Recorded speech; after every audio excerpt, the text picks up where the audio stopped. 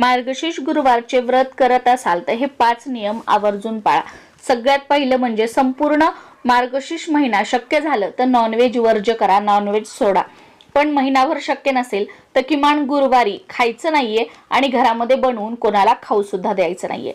दुसरा नियम म्हणजे गुरुवारी व्रत उपवास जरीही असेल तरी सुद्धा डोक्यावरून पाणी घ्यायचं नाहीये, केस धुवायचे नाहीयेत। त्याचबरोबर गुरुवारी फरशी सुद्धा पुसायची नाहीये आणि झाडून सुद्धा काढायचं नसतं। पण आपण घर पारसं कसं ठेवणार, म्हणून काय करायचं की झाडून काढल्यानंतर कचरा जेव्हा आपण सुपलीत भरतो तर त्यानंतर फेकून न देता तो एखाद्या कॅरी बॅग मध्ये किंवा कागदामध्ये भरायचा, पुडी बांधून तसाच घरामध्ये बाल्कनीमध्ये वगैरे कुठे ठेवायचा आणि दुसऱ्या दिवशी फेकून द्यायचा।